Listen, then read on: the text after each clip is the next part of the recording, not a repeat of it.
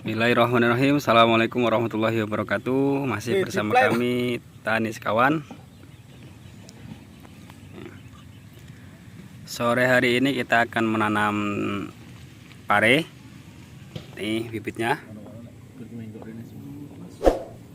Ini bibit pare yang kemarin kita pop selama semalam. Alhamdulillah sekarang udah mulai muncul seperti ini. Nah, nanti penanamannya seperti ini, jangan lupa rekan-rekan, jangan seperti ini ya. Nah, tapi di bawah ekornya ini ya, tunasnya tuh. Ini yang kemarin kita siapkan lahan parenya. Dulu di sini kita jaya dengan tanaman terong dan sekarang udah usai terongnya.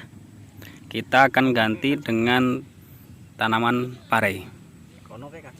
Ini lanjarannya.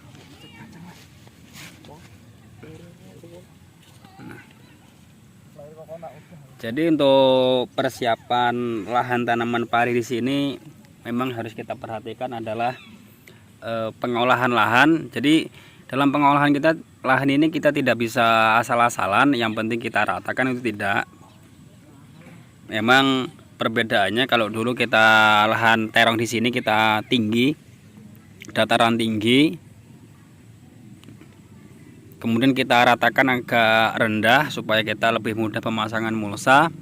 Jadi setelah kita ratakan, kemudian kita kasih kotoran ayam sebagai pupuk dasarannya. Kalau memang rekan-rekan di situ mudah mencari sekam, boleh dicampur dengan sekam yang masih baru dari pabrik, dicampur nggak apa-apa.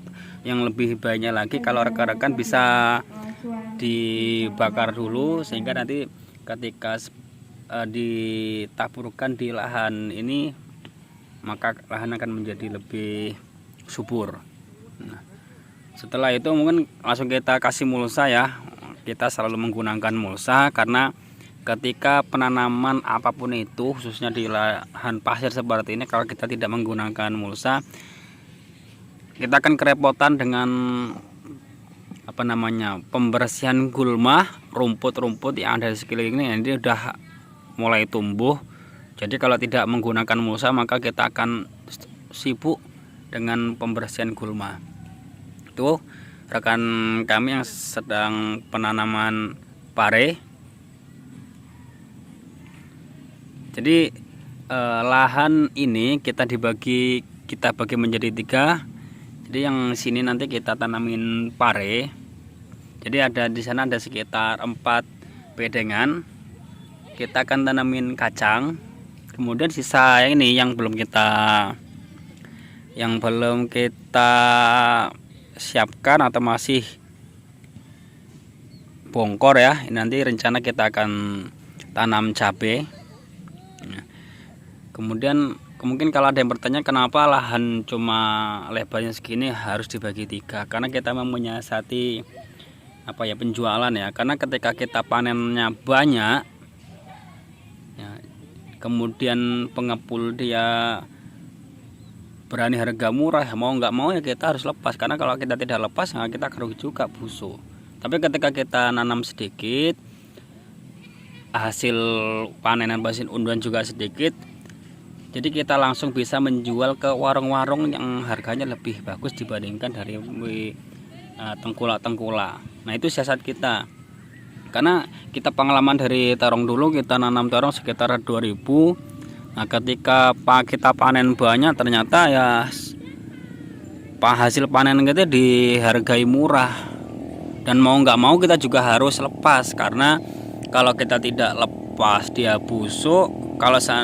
Kalau kita lepas juga agak murah ya, makanya ya mau nggak mau kita lepas. Jadi dari pengalaman itu kita bagi lahan ini menjadi 3. Yang pertama kita coba pare di sini, kemudian yang sebelah sana nanti kacang panjang, terus yang sisanya ini adalah kita nanti tanam cabai supaya kita mendapatkan hasil yang bagus tatkala panen.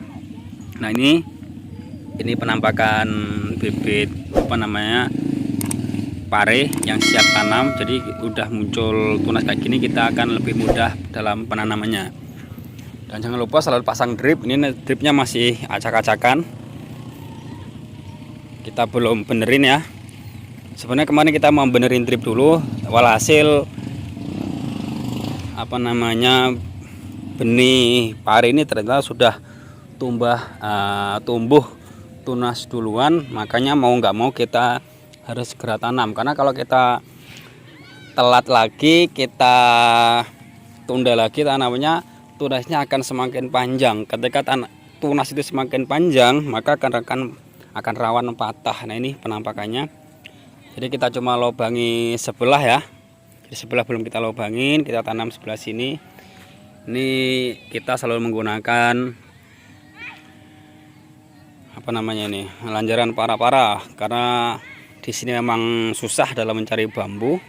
Lebih mudah kita pakai kawat sama benang. Ya, nah ini lahan kacang. Setelah ini nanti kita akan tanam kacang. Ini proses penanaman pare.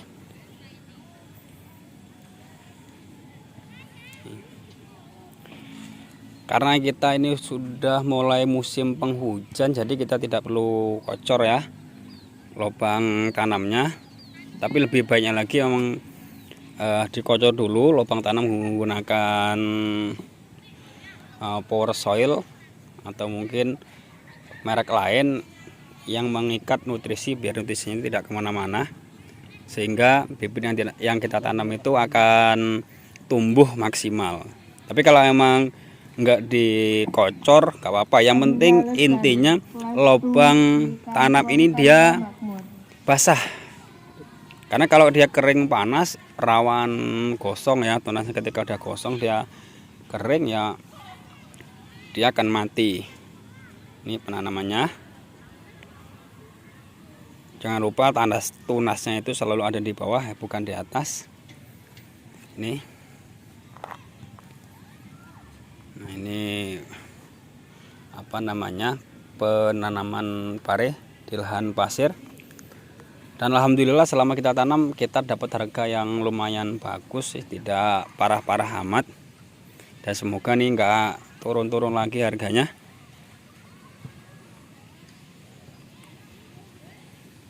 Jadi jangan lupa ketika rekan-rekan mau menanam apapun itu, usahakan lahannya itu dipersiapkan dengan maksimal supaya nanti untuk pertumbuhan tanaman yang kita tanam itu bisa bagus. Ketika tanaman itu nanti tumbuhnya bagus, maka buahnya juga akan maksimal. Tuh. Nah, ini persiapan lahan pasir untuk tanaman pare sampai penanaman.